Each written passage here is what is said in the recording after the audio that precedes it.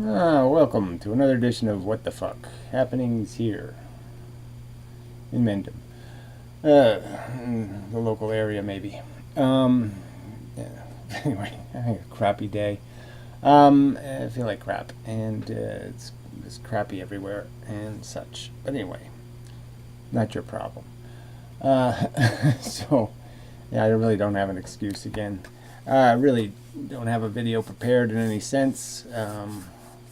So I figure I'll just talk about. I've been taking notes off of videos, my old videos, and it's sort of an interesting process in terms of rethinking ideas and how to say them, how to express it, how to explain it. So I think that has some value. Maybe I'll do a movie review in the end of the video. You know, I did see Interstellar, and it's just so bad. It's just so many levels. Just such a steaming piece of crap as a movie. I mean, for all that hype, and it's not even visually interesting. Anyway, didn't do anything for me. Anyway, so yeah, just in terms of my own thinking, I've been thinking a lot about the programs running. You know, being a robot, being a programmed instrument functioning in this stupid environment. You know, the whole DNA agenda thing. We're just made to sense the environment and feel certain ways about things, to be encouraged to participate in certain activities. And it's just all controls, just stupid mechanisms. Not, we're not programmed to do the right thing necessarily, or do useful things, or do productive things, or do efficient things. All of those standards are defined by a historical context in which, it was good to have friends because as a gang you could kill the other animals more efficiently and all that kind of crap. And so all of that is part of our programming, and you know the story. You probably understand a little bit about evolution in that, right? I don't need to explain all that stuff. But that's the context of our basic subjective nature. And this whole sensing thing, feeling good, feeling bad, just exists kind of as a reward and punishment tool.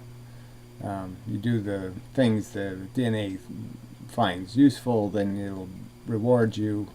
Do the things that are, dangerous and cause injuries or something, and you'll get punished with some, pain or suffering of some kind. And then there's the whole pile of stuff that has nothing to do with that agenda, but it just is a byproduct, a consequence of the existence of the reward and punishment mechanism, where we can get polio or something and suffer, and we didn't do anything wrong. You could, catch smallpox from your best friend, and maybe you survive, and then from now on you'll never get too close to people because you don't want smallpox again or something. It's such an imperfect system, this reward and punishment, that we can end up psychologically damaged. And I'd put myself in that category, in the sense that I had the wrong experiences at the wrong time, and it caused me perhaps to be less willing to participate in the reindeer games. I was sort of Rudolphed, and it became more rewarding in terms of my sensibilities to avoid entanglements than to risk them, that kind of thing. So we all have our own little package of psychological bullshit that we see each other through and analyze and judge. And some of it is intractable. I mean, some of it is really rooted in like your favorite color or your favorite food or some other kind of thing, and it's the kind of thing that could last your whole life, and you're never really going to change it. And then other perspectives, other reactions of your programming can change over time, and you can learn to appreciate ballet or something, or you could, a nice opera. And, maybe 30 years ago you thought that stuff was crap. Even music tastes, you can migrate them and become progressive and modern, and, move with the times. And then some of the stuff the programming just doesn't yield, and you stay kind of stuck in your challenged condition of being kind of owned by circumstances. And even if you want to be more accepting, or you want to be able to enjoy, you still can't, because the wiring's just too rigid. The tracks in your brain the paths are well, and you just can't, they just don't fade with time. So you're kind of just stuck you can be stuck being an asshole, or something like that. Not that all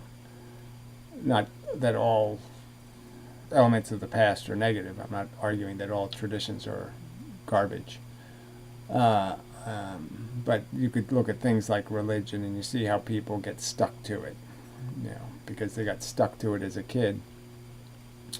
And then, but you have the other examples, the rare cases, I guess I would argue, of someone who was well educated, and then someday they just decide, this fantasy theory is so much more fun. It's that sterile clinical view of the universe is too cold and unfriendly, so I'll go with this, these silly fables of 900-year-old people building arcs and such. That sounds like fun, I guess. I don't know, some kind of crap like that. So anyway, I'm not even on my own agenda, but whatever. I sort of was leading up to this idea that some people argue that everything we experience is just programming, and some of it isn't. We're doing this intelligence thing, where we can think about stuff. We don't just feel about it, we also think about it. And we can think about things we don't like thinking about. We can think about how big an asshole we are. We can think about all the times we were humiliated. We can think about lots of things where we don't have a subjective interest in thinking about them, except that we have some sense that we're trying to acquire a truth or some bigger principle that is an honorable thing to do or the right thing to do. So in that sense, we have a fundamental programming, a prime directive, that would say something like that the truth matters. Like you might have that as a prime directive, that you're vulnerable to being an asshole. That might be a statement right below the prime directive, is some willingness to accept that you could be wrong.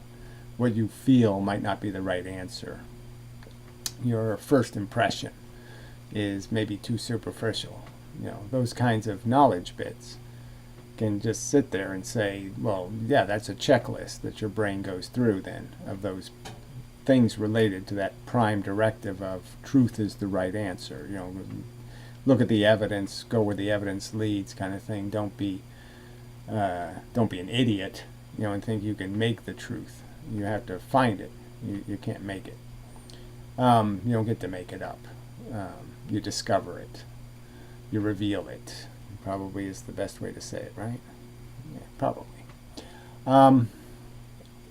So anyway, so doing this intelligence thing, we can sort of understand that there are nuances to our judgments. That we have the primitive side of us that might say something like,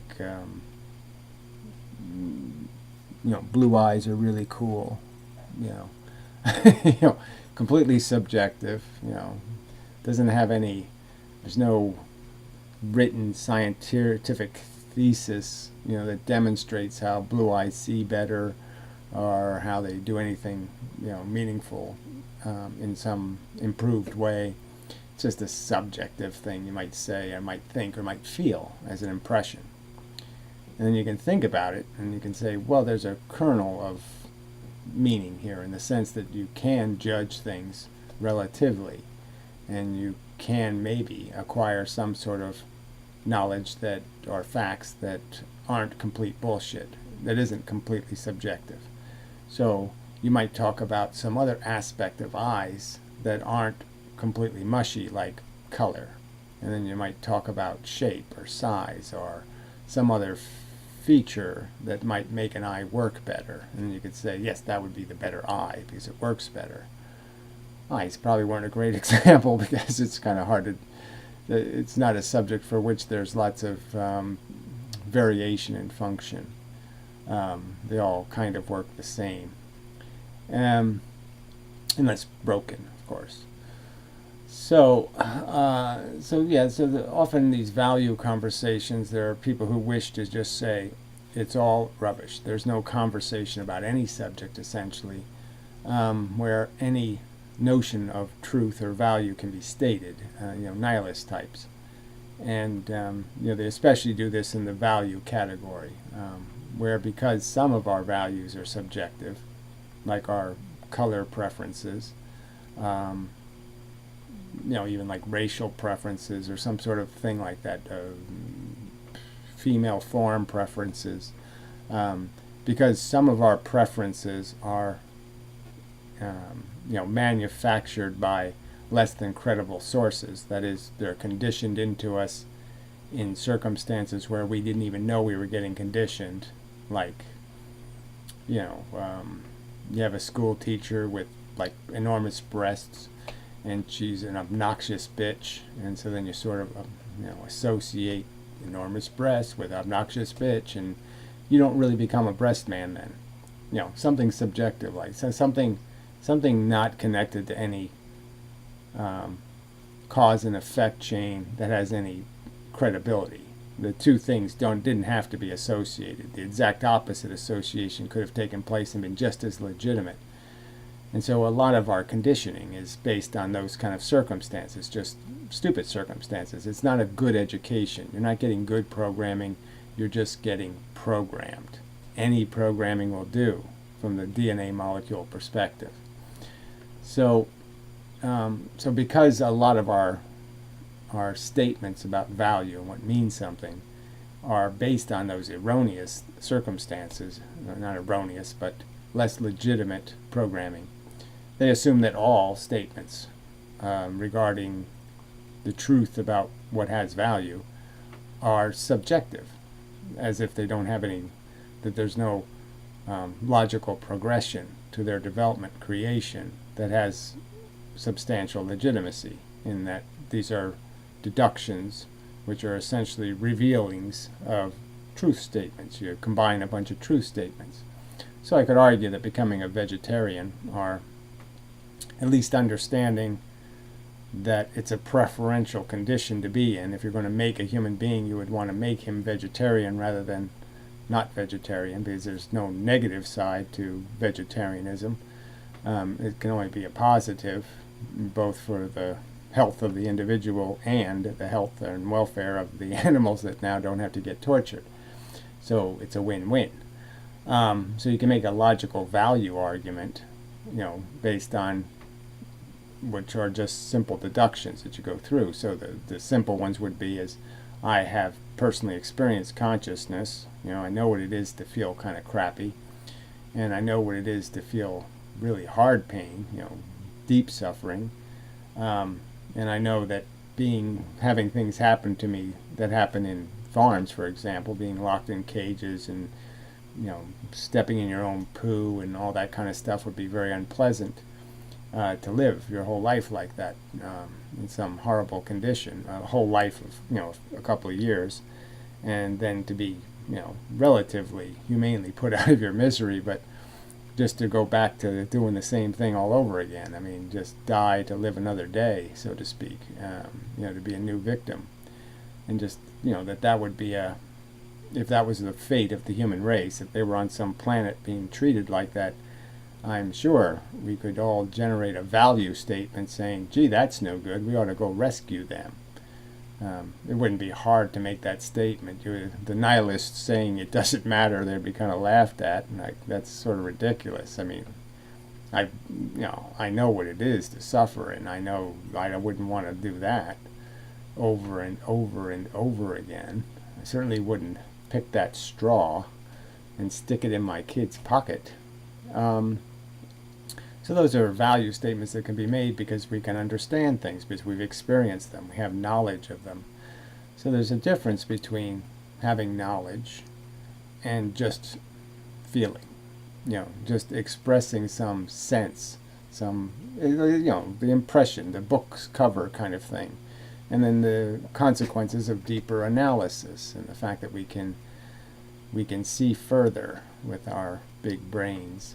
And the whole collected knowledge that we have in books, and over thousands of years we've acquired some understanding of some of the mechanisms regarding how the world works.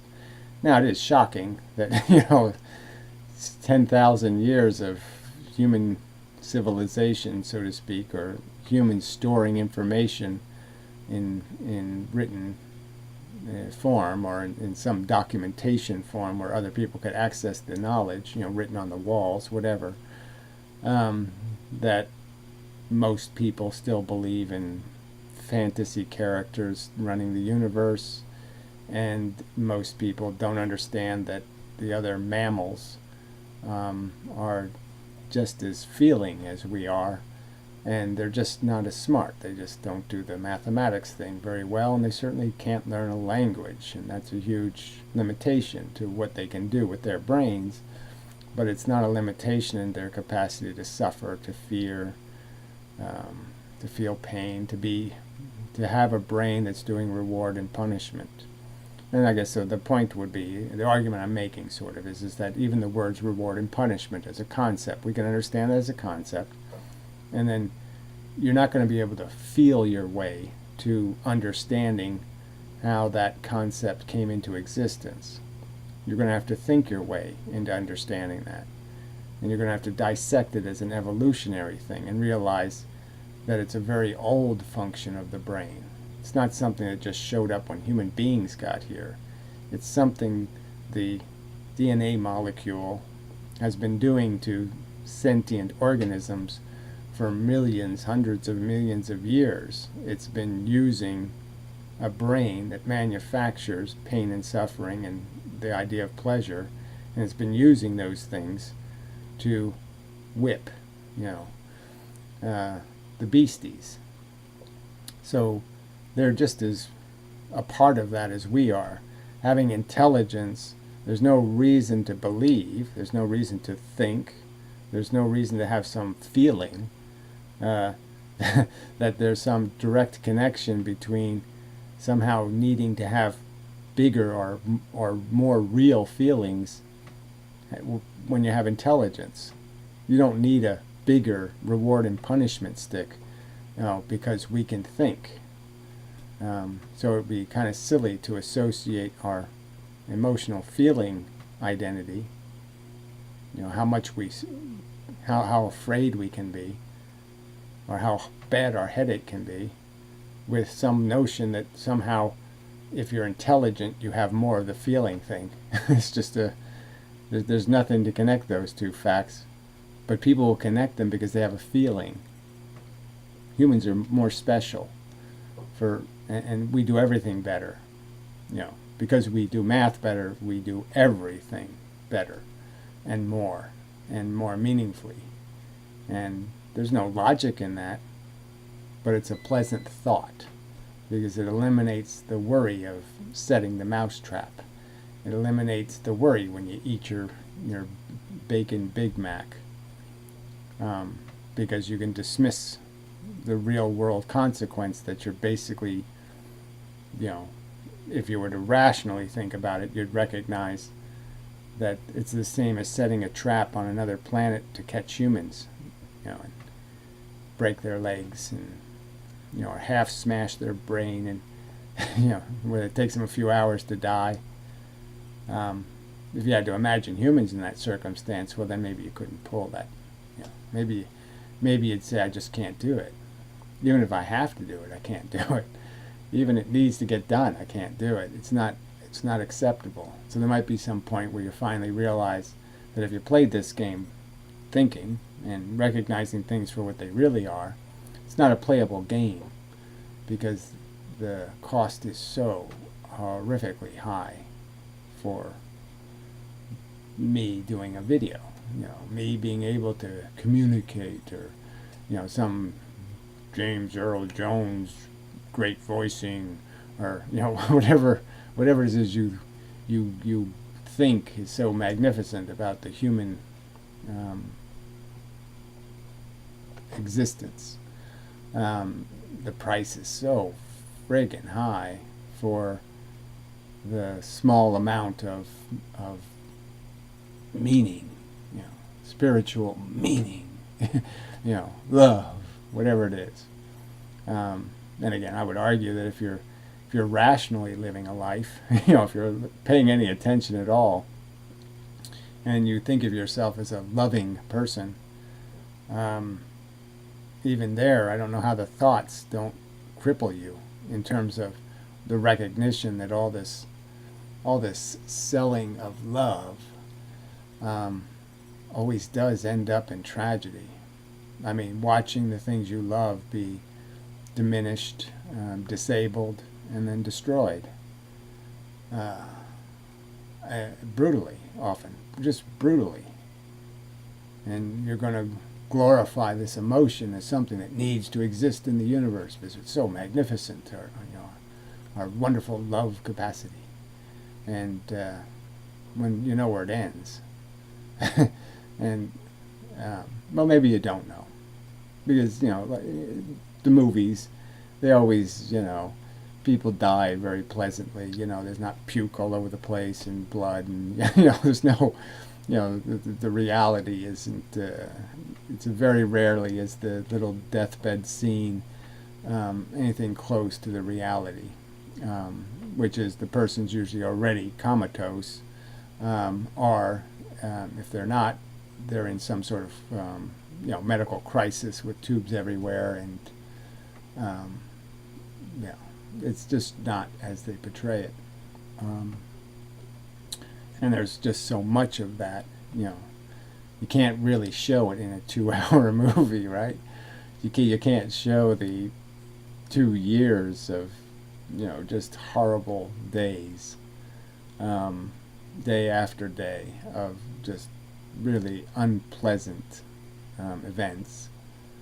Can't show it in 2 hours, especially when the scene is, only gets to have 1/100th of the movie's time. So, you have to put it in 60 seconds. So how do you say in 60 seconds that this process was a whole long process of really bad times? So it's not really, you just don't get the picture. So if you wait for it to be simple, if you have to have your truth in some sort of simple ABC block kind of form, then you're just not going to get the truth, because the truth has parts that have to be thought of in their real context and not in a superficial. Sometimes images say a lot less. Sometimes they can say a lot. Lots of words. Sometimes they say way too few. So, let's see, do I need to go further? So it's just this part that there's an objective element to value. So I remember making lots of videos trying to argue these points, that the fact that we are feeling organisms is a definition of a truth, and that our feelings are, by their very nature, by the nature of the feelings themselves, they are whip and they are a carrot. And I'd argue the carrot is just the taking away of a whip, but regardless, they're by very nature those two things. They're whip or unwhip. And those are two different things happening. Stopping the whip is one activity. The whip hitting you is another activity. And we can understand those activities because we experience them. We understand those sensations because we personally experience them. And they're intrinsically, suffering is intrinsically negative, or it's not suffering. Pain is intrinsically bad, or it's not pain. It's just kind of obvious. It's in the nature of the sensation that it has a quality that's either poor or pleasant. It's just a truth. So somebody denying the truth that we have those two experiences, that there's one that's a red number and one's a black number, one's above the water, one's below the water, one's above the quicksand, one's below the quicksand, however you want to metaphor it. It's a real difference, and we can observe it and identify it and reveal it as a truth, that it exists. There is good and bad in the universe because there are good and bad sensations. And pretty much everything in the universe can be judged based on how many good and bad sensations it produces. What's the qualitative effect on sentient brains that feel? Does it make sentient brains comfortable, or does it make them uncomfortable? And does it torture them, or does it relieve them of their fetters? And that's how everything gets judged. Good things are, generally speaking, things that prevent, like seatbelts or something, prevent unnecessary harm. Some kind of notion like that. It's not very complicated. And, so that's the objective part. That's the part we've tasted it, and we're just going to describe the taste. And the taste is a fundamental feature. It can't taste any different. All sentient organisms know the taste of pain. They all know the whip. And they all know the relief of not being whipped, being free of it, relieved of their burdens. So, so that's probably enough philosophy. All right, so maybe I'll do a little of this. I don't want to do a separate video. The movie just doesn't even rate it, so I'll just throw it in as a little extra bit with just a couple of commentaries. I just flipped through the stills of the movie or something like that. It was just so badly, so many plot flaws. And they're really stupid ones. Just, insanely stupid. They're just, it's just made. The whole movie is just made of plot flaws. And you're saying this is a movie where there's, people that have Nobel Prizes were consultants on, and it's just amazing to me that they could make a science fiction movie that was supposed to be related to some sort of science fact that is just such a steaming pile of crap. So I think this is the right one. That doesn't look like the right one. Yeah, I don't know what that is. That has to go. So I have to find the movie again, I guess. That isn't the movie. I just don't know why I'm off today. I believe this is the movie. Yeah, that's the movie. All right. Okay, so it starts with clips of people talking about the Dust Bowl. And, even that was, I think, kind of, I wonder if I can make this now. If I make it bigger, it's going to get me in trouble. Yeah, it doesn't really fit the window, but that'll have to do. So it'll be a little distorted, maybe. So, yeah, jumping through it's going to be a little tricky. So the movie starts with clips about the Dust Bowl. Okay, and they got the guy sweeping his dirty, the house is filthy, there's dust everywhere, dirt everywhere, except the cornfield is perfect. So, and there's grass everywhere, everything is nice and green, and yet it's supposed to be the Dust Bowl. There's supposed to be this famine because all the food died and you can't grow anything, and yet the image is exactly the opposite, like I said. And so they have this huge dust storm and corn, and you're saying, well, how does the corn survive the dust storms? The storms are preposterously exaggerated in terms of like they're hurricanes, knock all the corn down. then there's a ton of dirt that's supposed to go everywhere. Well, it'd be all over the corn, so there wouldn't be any corn. I mean, the Dust Bowl was the Dust Bowl because they couldn't grow anything. And so all of the farmland was just dirt. And that's why there was a Dust Bowl, is because nothing grew on the dirt. Therefore, the dirt got loose and it flew in the air, and that was why there was a Dust Bowl. So it's just, the image doesn't make any sense. So, you know, it starts off, you know, that can't be right. All right, so enter the hero. So apparently things have gone so bad that most of the people on Earth have starved to death or died or something, and somehow they've lost all their technology somehow, you know, except for NASA's secret little place they're still making rockets. But yeah, they don't have MRIs and hospitals, and all that stuff somehow burned down or something. So there's so many fewer people needing less. So there's obviously a lot of leftover extra stuff because you have so many less people on Earth. And yet there's some kind of argument that somehow we lost all of our capacity to use technology or something. And so this guy's wife dies because she has a brain tumor and there was no MRIs to see her brain tumor. Some kind of bullshit like that. So again, just kind of a silly premise. They should have just had her run over by a drunk or something. They shouldn't have bothered with some, you know, dopey, we lost our technology theory.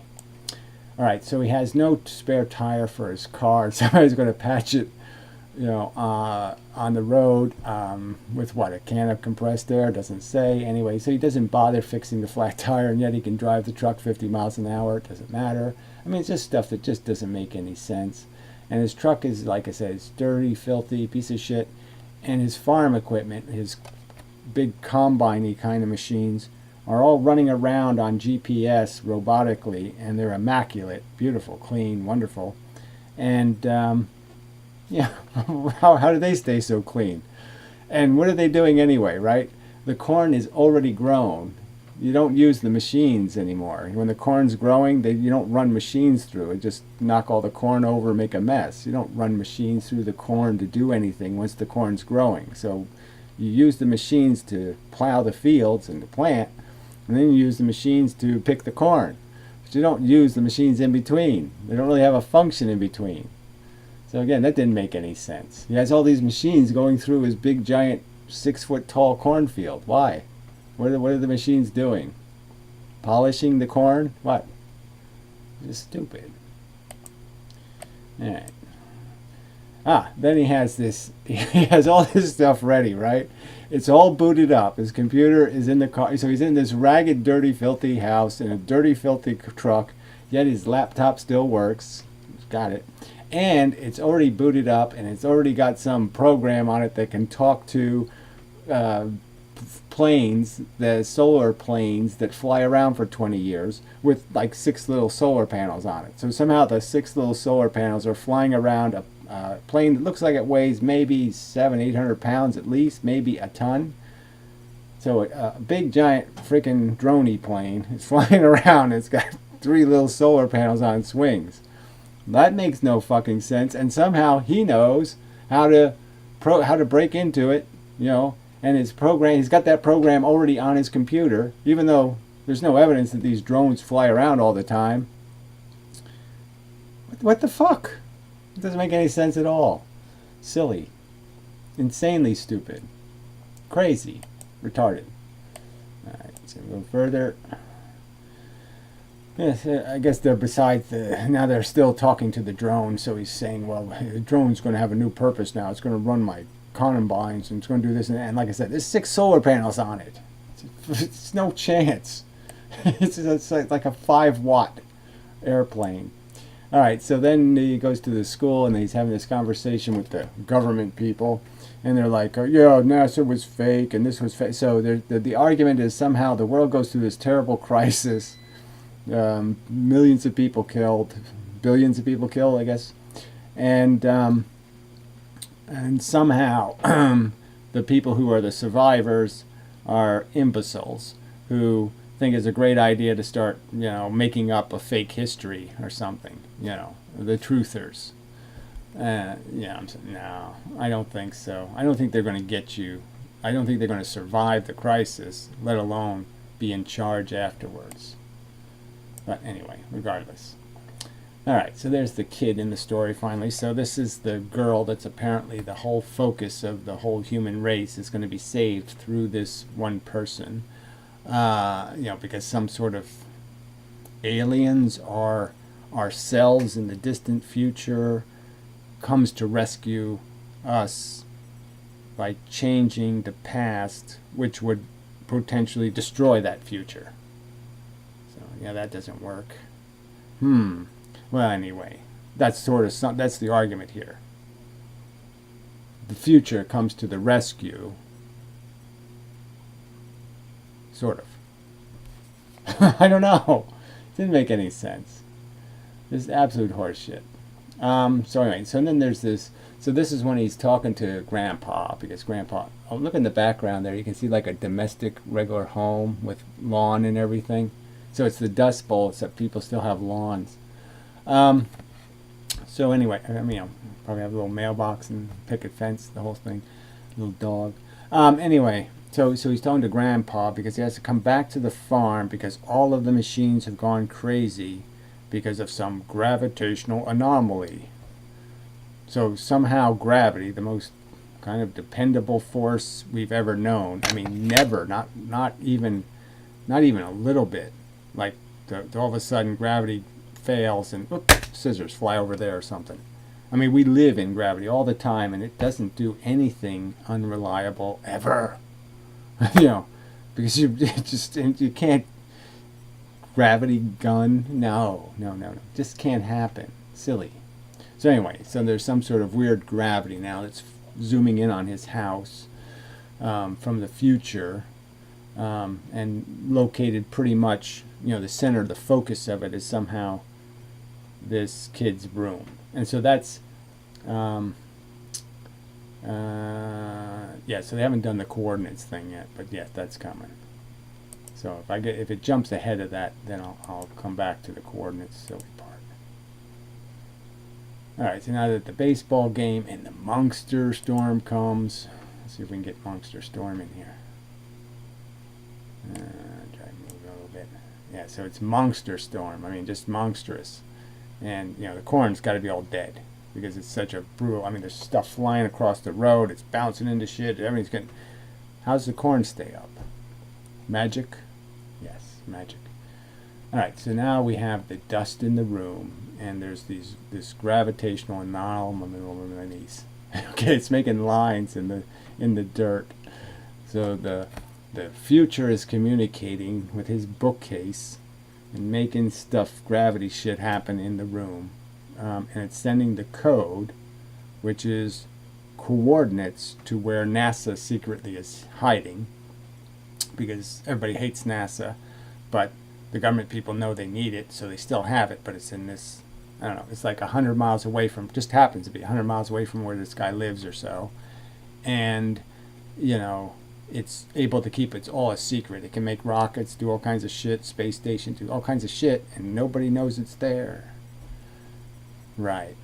So that can happen in one of those communities that's so far backwards, that's gone backwards in time. They're not going to notice the invaders, living among them, doing science. Ooh, scary. All right, so jump ahead a little. This doesn't jump ahead very well. All right, so he's looking at the pattern and he says, it's binary. Oh, okay. And it's coordinates. So somehow he figures out from these lines that it's coordinates, and the coordinates are to a location, and so now he goes to the location. Alright. And the little girl hides in the truck, blah blah blah. He doesn't turn around. But anyway, so now they're captured by NASA. So now it just happens that he knows the professor guy from NASA, okay, who's still in charge somehow, and he knows him from when he was one of those guys who test pilot. He was going to be an astronaut or something. Never got to be one because the world came to an end because of some blight. Right, blight killed everything except for corn, and so. But that's sort of the story. And now the corn is all dying, and so the idea is now he gets told this story that how we're all doomed because the corn's going to be dead soon, and there won't be any food. But we got this thing we can do because we got this wormhole out in space created by these friendly aliens or ourselves in the future, one or the other. And it happens to be in a wormhole to this other galaxy where there's absolutely no good planets to live on. I mean, they all suck. And the 3 that are the best of all the sucky planets just happen to be orbiting a black hole. So, yeah, that's great. Living next to black holes has got to be a fun thing to do. So, anyway, like that makes any sense. So the damn aliens give them a wormhole to the shittiest galaxy in the fucking universe because it only has like 10 planets that you can live on, and most of them are all shit. They're just shit. They suck. They're too cold, they're too wet, they're too something, they suck. So that's kind of funny. That the aliens or the future couldn't give them a better location to go to try habitat, to try to habitate. But they live inside of the black hole maybe, so who cares? I don't know. It's just so silly, the story. So anyway, so then you find out there's a plan A and a plan B, right? Plan A, the plan B is we send a bunch of little egglets up into space, human embryos, and we populate a planet full of humans without any other biological life on it. So it's not like they collected a bunch of biological life or something else for the people to make food out of. I don't know, they're supposed to just make food. They can't make food on Earth without growing it. No, they don't have any clue how to do it. Oh, we can't do it. We don't know how to make food out of oil or something. Make Soylent Green or whatever. We don't know how to make food out of dead people. We don't know how to make food out of nothing. But somehow, the little egglets, when they're up in space, they'll figure it out somehow. So it's just kind of funny, right? They got all this equipment to preserve the little fetuses, but they got no equipment for creating any kind of greenery on the planet that they could possibly eat. Let alone any other mammals or any other stuff of any kind whatsoever. So it's really, I really wouldn't want to be one of those fetuses. But anyway, so plan B is stupid. And then plan A is even weirder, right? Plan A is the whole thing that he's sitting in right now. It's all a giant space station. And apparently the plan is we'll put 1 billion people on the space station and shoot them up into space and go through the wormhole apparently to get to a better planet. But they never do any of that. So even though and there's this main scientist that's supposed to be figuring out the gravitation problem. So he's going to figure out how to make the giant space station lift off of the Earth and fly to Saturn. That's solving the problem, right? It's a gravity problem. So yeah, all we have to do is figure out how to lift a giant space station off the Earth. So we'll just figure out how to make gravity guns and everything will be fine. And he's going to do that by the time he gets back. So by the time he gets back from going out to try to save the people who went to go find the planet, and send the initial data, and he's going to go bring him some Snicker bars to save them for a little while. For what reason, who knows? But anyway, and take the egglets out there, and maybe save the human race. Well, by the time this guy gets back, I'll figure out this gravity equation. What's the big deal? I can make gravity guns, no problem. I'll figure it out. Stupid premise. So really, their plan A was put everybody on the space station that they built on the ground and then somehow levitate it into space.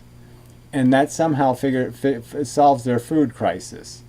So the problem with Earth isn't that the Earth is poisonous, right? It's not like the Earth is killing them. It's not like it's got radiation poisoning or something. There's just not enough food. And somehow they fixed the not enough food problem by all getting on a space station and levitating into orbit. And then go to Saturn and just stand outside of the wormhole. And somehow that fixes your food problem. Food problem solved. What? This is idiotic. All right, anyway. So yes, the movie had no plot at all. This movie doesn't have a plot. And it has a theme though, and that's at the end, but I don't think I'll ever get to the end, where it's all about love. Love. Love is more powerful than black holes. Love is more powerful than galaxies. Love. Yeah, that's the real story of this scientific type movie. amazing crap. I mean, it's just amazing crap. Alright, so now he's really like, oh, this is all a big giant space station? Oh, and you just have a little gravity problem where somehow you have to lift a zillion, million, gabillion tons of cement into space? Oh, and you're going to figure that out? Oh, cool. Way to go, science man. I mean, that's stupid. Alright, there we see the daughter of the scientist. Just happens to be the daughter of the scientist. Just happens to be, I'm a professional astronaut. Mostly professional. She's the fetus guardian. Alright, so now he's back home with daddy and talking about how, yeah, I ain't made for this farming bullshit. And, you know, it's a good thing that even though we're all starving, we still got good old beer. Corn beer. yeah, they make corn beer now, you know. It's all quite affordable. Pile of crap. So now he's leaving the little girl. So the little girl didn't, you know, the beginning of the movie really wasn't bad as a little story of a, you know, single father and a, you know, a daughter, and it's, you know, this is a little sappy formula piece of stuff, and now daddy's leaving her to starve and die, and you know, to go on the great adventure to try to save mankind, and but you know, he's really, you know, who knows if he can do any of that superhero shit, and she's just being, you know, and so it's all very sad, and it, you know, it pulls your little strings.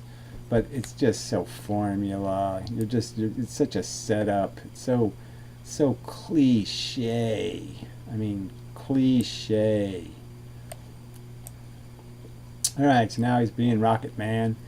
So now he's got to go to sleep for a couple of years to get to the wormhole, because somehow the aliens couldn't put the wormhole like closer, like next to Mars or something. Somehow the wormhole has to be all the way out there by Saturn, so it takes a while to get there. So they all have to go to sleep for a couple of years. And the movie was this tedious. So this part of the movie is just so bad, right? So the docking thing becomes, this is the only visual in the movie that's anything. And so this is like, I mean, this is like Space Shuttle 101 or something. We've all been there and done that. We've all seen this. It's like watching the stages fall down to the earth or something. I mean, it's just, it's so like sci-fi 1912. I mean, it's not even close to being interesting. And it's this whole, you know, it's a big complex procedure of docking. No, docking is really simple. You just press the dock button. Okay, computers do it now. They don't have to aim and do all this shit. They don't do anything. They don't fly to the dock anymore. I mean, they just hit the button, dock, and this machine does it. It can do it much better than we can. It's just silly. So yeah, that's it. They waste, you know, 2 minutes of the movie watching the damn thing dock. I mean, you're just like, come on now. You're not gonna make me watch docking. Come on, please. All right, so he has a little instrument panel, blah, blah, blah. This is kind of like, yes, I have all kinds of little buttons and doohickeys, and, you know, none of it. You know, just made up console crap. Oh, not an error. The file cannot be played over the network. I wasn't playing anything over a network. Sorry. Cunt. See if it'll fix itself. Come on, fix yourself. Let me play it. Alright, there, it fixed itself. Okay. I don't know what the hell that was. But anyway, hopefully it didn't ruin my recording of all this mush, because I don't really think I'll do it again. So anyway, these visuals are really quite boring, I thought. Just blah, blah, blah. Just standard blah, blah, blah, blah, blah, blah, blah.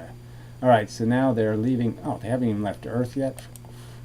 Sake. Yeah, so now they're taking the little mini space station thingy up to Saturn. So he first takes his rocket to the space station, then they go to the space station, then they have to go to sleep. So they haven't even done the sleeping thing yet. Alright, so now we're done sleeping.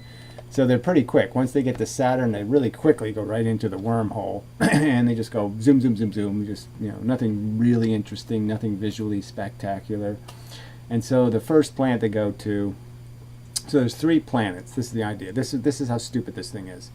So they have, in this whole galaxy, the only 3 planets that are, you know, worlds that are, you know, on the yeah, maybe they're good, is 3, and they're all orbiting a black hole.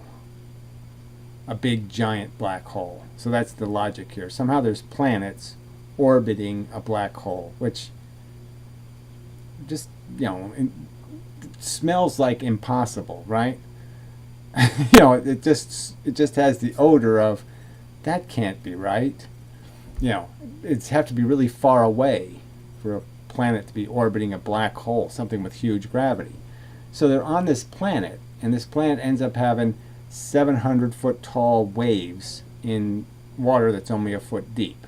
Okay, so they land on the planet, the water's a foot deep, and it has 700-foot tall waves, and moving across the surface. And somebody's supposed to make sense out of that.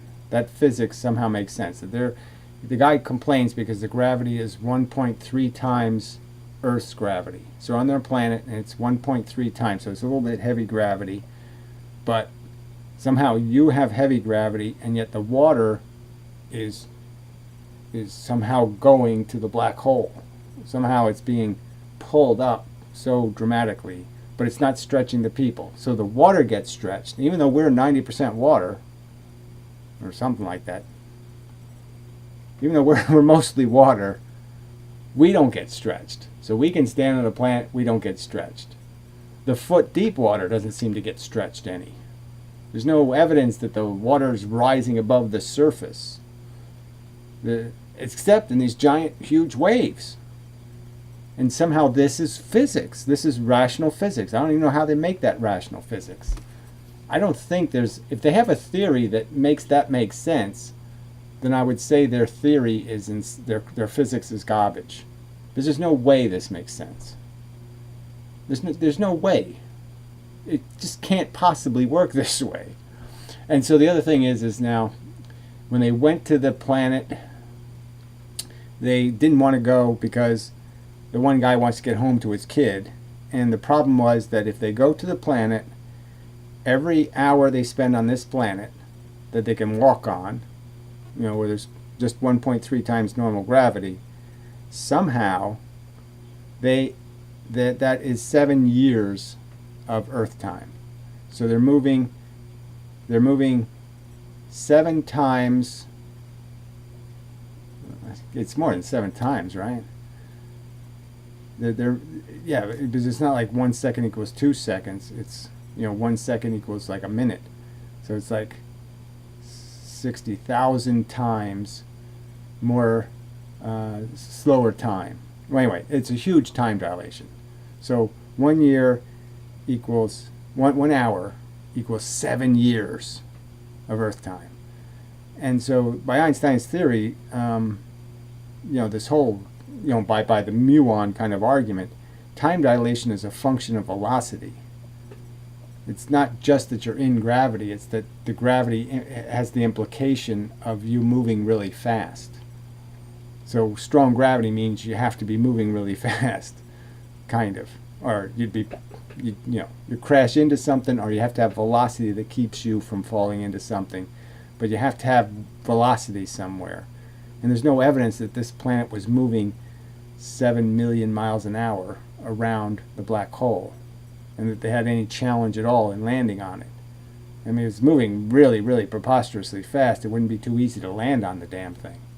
But anyway, it just doesn't make any sense. Where's the evidence of this huge velocity? And how could you have that dramatic a change, 7 years of time dilation difference, between being on the surface of the planet and being in the spaceship that you left to go to the planet that's less than an hour away? So the spaceship is less than an hour away, and yet it isn't time dilated 7 years, but somehow on the planet it is 7 years of time dilation. How could you have that dramatic a difference in 1 hour of distance? It's just insanely idiotic. If he could travel that fast, he wouldn't have had to stick 2 years to get to Saturn. It's nonsense. It's just idiotic. It's huge, gigantic, silly plot flaw. So anyway, then they get water in the engines, but they don't get back in time. They kill this guy gets killed on, planet whatever, foot of water. And so then they decide to go to planet number 2, and now they're all pissed off because, the girl, she went to get the recorder, and so it was kind of her fault that they didn't get off the planet quickly enough, and the tidal wave got them, and they got water in the engines. And they had to sit around for an hour waiting to dry their engines. That's the story. It really is this silly. So she's feeling all bad. Oh, well, I'm sorry, I fucked up, but fuck you. I love the planet. Love, love, love. All right. This was Sky. So now we're going to this other scientist planet who turns out to be a complete lunatic. And they hit a frozen cloud. I mean, you didn't get to see that in the sky. And I'm supposed to say that makes sense. So now we have frozen clouds that you knock pieces off of. So they're kind of a solid. And somehow they don't fall through the atmosphere. So the atmosphere is so dense, so thick, that the clouds float on the atmosphere. Yet when they get to the surface, there's no evidence of this thick atmosphere. Now it has some ammonia in it, but there's no evidence that it's thick and that you're sloshing as you move through it like it's water or something. The only way the frozen clouds could float is the atmosphere would have to be so thick that the clouds floated on the thickness of the atmosphere. So this is stupid physics. It's retarded physics. All right, we'll try to zoom through this. Okay, so that's the little girl now. She's all grown up and she's working for Professor Liar, who already knows, I don't have no equation for gravity. I can't make just space stations fly. I can't do any of that shit. I was just kidding you. There's only plan B. I mean, yeah, let's put people on another planet where they have no food. That'll be a great idea. So they can starve to death too. Little fetuses starving will be a good idea. All right, so now she's working for the professor, ironically, and she's the whole focus of the whole thing from the very beginning. But anyway, and so now she's helping him do the equation. He dies. He admits that he doesn't have any hope, and then she thinks that Daddy left her knowing that she was going to starve to death because everything was doomed. And she should already be dead because technically when the first guy left, all the corn was supposed to be dead in 2 years. So they already told the father guy, hey, the corn's dying too, and everybody's going to die. And yet she's lived another 10 years. So the corn didn't die, apparently. So they didn't even get that right. That NASA couldn't even predict when the corn was going to die. They got it wrong. Plot flaw, plot flaw, plot flaw, plot flaw. So anyway, brother is still living on the farm. So she went to go visit brother. Blah, blah, blah. His kids are all dying. Blah, blah, blah. But he's still growing lots of corn that was supposed to all be dead. So at least that part worked out okay. All right, now she visits the hospital because the professor guy is dying who lied to her. So this is her face when, you lied to me, you fucking scum. And then she hits him with a tray. No, it didn't happen, but it was just silly. All right, so now they're still on this man guy's planet. Or at least they just got there. Is this the man guy? Yeah. And this was not a nice guy. So he lied about the planet being habitable. There's no ground. There's just frozen shit. There's no food. There's no oxygen. It's just, fuck it. It's not going to work as a planet for fetuses. And he lied about it all because he's a stinker. And so there's a little subplot because the girl wanted to go to the other planet, the third planet, because her lover guy was there, and she wanted to go because she was in love, go to Love Planet. She eventually goes there, but he's dead, so she doesn't get much loving. And then the other guy goes back, in the end of the movie. It's just also fucking corny and silly.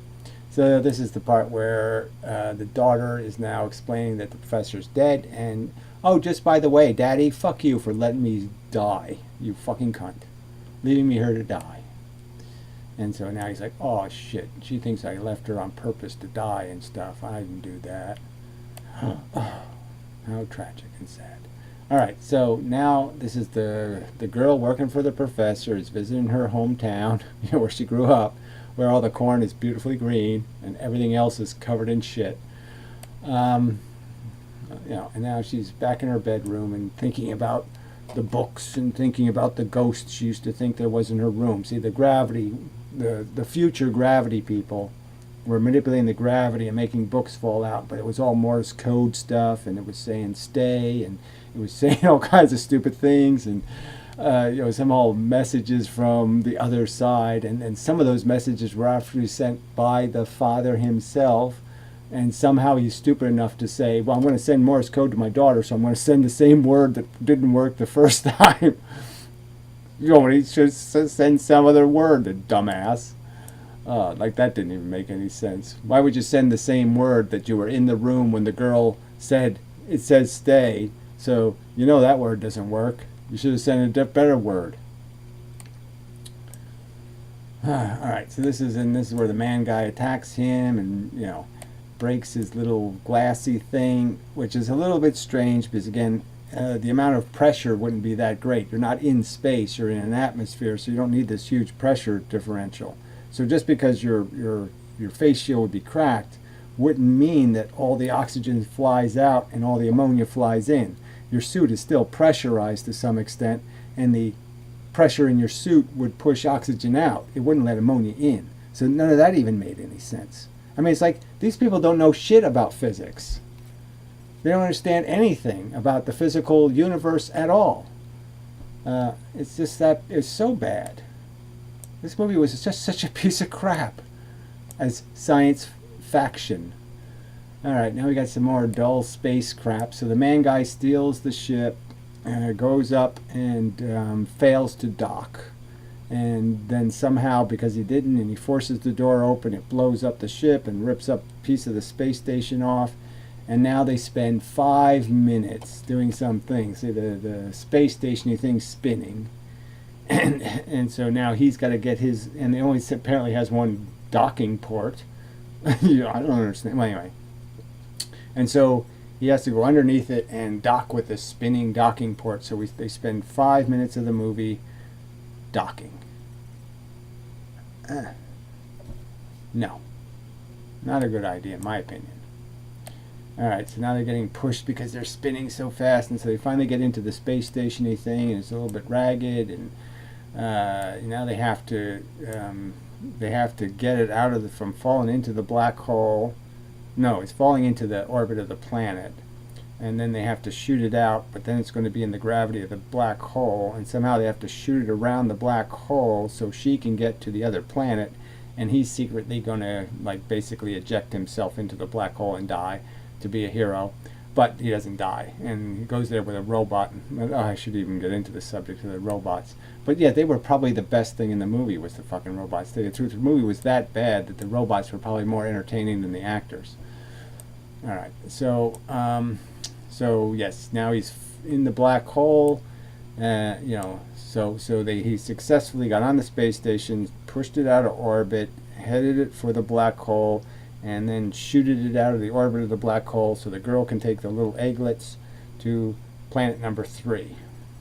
And he dies, supposedly, but he doesn't die. He goes through the event horizon, because through some miracle theory you can do that. If the black hole is old enough and it's spinning the right way, somehow you can just plow right through the event horizon. But that would be the least of your worries anyway, because the event horizon is basically the line that if you drop something at the event horizon, when it gets to the singularity, it would be traveling the speed of light. Yes, that's right. So by the time you're going the gravity's so strong, you'll be going the speed of light when you hit the surface of the singularity. So that's what the event horizon means. It's just like the opposite of saying, if I shoot something out of a gun at the speed of light, it'll stop at the event horizon. So the gravity will stop it. So it'll stop something going the speed of light at the event horizon, and if something's let go at the event horizon, it'll go the speed of light when it gets to the singularity. And we're supposed to believe something survives that, which is idiotic. I mean, plainly, insanely stupid. So now he's behind his daughter's bookshelf all the way back in Punk, Iowa or whatever. And now he's, oh my God, I gotta talk to her. And so he's pushing books and stuff just like the ghost did. He can't think of something original like actually sticking his hand through the bookcase. But whatever. Yeah, I mean, it's just that stupid. So, and then he's just years of bookcases in here, and you can go to any year and you can see her at all different times. And so now the daughter's at the old farm where the brother is, and they're trying to rescue the kids, and so they set the corn on fire, and all of a sudden the whole town shows up somehow to put out the fire. It's a little tiny fire, but there's like 20 guys there that all of a sudden show up to the fire. How they knew it was on fire, I don't know. It doesn't make any sense.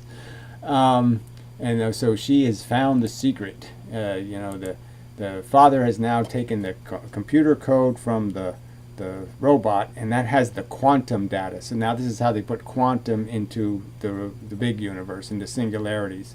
So somehow if they have quantum data, then they can figure out how to kill gravity, and then they can make the giant cement space station float up to Saturn. So now the father is going to take what the computer learned, the robot. He learned the secret of the quantum data, and he gives him the secret of the quantum data, and somehow he gravitationally gravitates a watch. So somehow by using gravity on a watch, the second hand keeps clicking Morse code forever. So by gravitying on a watch, gravity, gravity, gravity, it makes the second hand click the same Morse code forever. How does that happen? How does a watch do that? How does the watch do that? Is that a? I mean, I could buy it if maybe she had a cell phone, and somehow through his gravity thing he could put some bytes into the memory of the cell phone, and then the cell phone would have binary code in it or something. How do you put binary code into a watch? With hands. It's just silly. You expect me to believe that crap. So anyway, so here she is with the watch now. So now she's back at her office and she's deciphering the Morse code, the binary code that's in the second hand of the watch, going back and forth. And she's writing down, oh yeah, because that has the secret quantum data that's going to make her able to finish the big gravity equation that's going to enable her to lift a gigantic cement space station off the Earth and save a million people or a billion people somehow that aren't even going to be able to fit on the damn thing anyway. And then, okay, and so somehow he gets ejected out of the wormhole. Well, first he goes into the singularity, goes to his daughter's bookshelf, figures out how to fuck up her watch. Then he just magically, everything falls apart. He gets thrown back through the wormhole. He pops out near Saturn, and now the giant space station that was on Earth, right, giant cement thing, is somehow at Saturn, and somehow they figured out how to do all this technology thing again, and somehow they figured out how to grow food where Saturn is, where there's no light, pretty much, very little sunlight, but somehow they know how to make all kinds of food, and they can play baseball, and they can do all the things that we couldn't do back on Earth. So all the things we used to do on Earth, we can do on a space station, but somehow we can't do them on Earth anymore. So that's supposed to make sense. We figured the blight problem out. We figured out how to make food without having corn. They solved all those problems by solving gravity. Come on. All right, sorry, this went way too long. So this is this disgusting death scene. So the mother's dying. Oh, not the mother. The daughter's dying, right? And he's 125 years old, but obviously he's not, because he only went away for a couple of years from his perspective. It was only an hour and a half movie, well, 2-hour movie, 2.5-hour movie. So yeah, he was only gone for 2.5 hours. But she obviously got really old, so she's 125 or whatever, or 35 or some kind of silly number. And somehow they shipped her from space station loop-de-doo to this other space station, right? So they're living on space stations off Earth, and somehow they have plenty of food. Like I said, the food was supposed to be the problem. How did solving gravity, making a giant cement space station float off of Earth, how did that solve the food problem? Oh, it's just so fucking stupid. All right. So anyway, she's like, blah, blah, blah, blah. My daddy said she was coming back, and so anyway, in the end he says, "Go get Bergen," or whatever her name was, Booger. I don't remember her name. Her name was something stupid. So the girl, right? So the girl went to the plant number 3, and she's taking care of her little frozen fetuses. And the scientist that was supposed to be on that plant is dead, because they show her mourning his little grave that she made, I suppose. So she's all alone on, planet Dirtbag. And she's just as old as him because, time dilation shit and all. They went through the same bullshit. So the mother basically just says, yeah, go get Bergen, or whatever her name is. She's alone. Go out there and find her. Because, he doesn't know what to do now. Oh, yeah, my life doesn't mean shit. I've got to come back to all these boring people living on a space station. This isn't any fun. I'd rather live on the farm. I don't know. I hate all this shit. I hate you fuckers. So this is the scene of the girl. Now she's on planet whatever. And it should have been the planet they went to the beginning. If they went to this planet in the beginning, then the whole story would be completely different. But anyway. Hanging out with her zygotes. And just counting the days until there'll be all kinds of charming people for her to communicate with. But, all they have is space station food, apparently. I don't know. What else do they have? Nothing. So they're all going to die because they can't grow anything on, planet Rocky and Sandy. It's rocky and sandy. There's nothing else there. But look at the whole complex she made for herself. She's very capable. Anyway, you got to say, she put together all this stuff to live in and do all this stuff all by her lonesome. Very, very good. And so, the guy's going to go there and make out and such, happily ever after, and love saved the day. So I didn't get to the whole love thing, but it was love thing. The whole ending was all about some kind of love thing, and love is stronger than black holes, and love is super lovey thingy. But what a horrible movie. I mean, it wasn't fun to watch in the sense that it was just nothing. I mean, it visually was boring. Didn't have any action scenes you could call action scenes, except for a couple of places where the space station falls apart and some stuff rips apart, but totally uninteresting. Just nothing. It was just so fucking sterile. Oh yeah, and there was a black guy. They just killed him. Yeah, I'm sorry. Another astronaut guy. We never got to see him, but he was in there. And when they went to the planet and they aged 7 years in an hour, it was like 25 years or something when they went back to the space station. He was like, oh, where the hell have you been? And blah blah blah. But then he later gets killed by the other crazy scientist guy.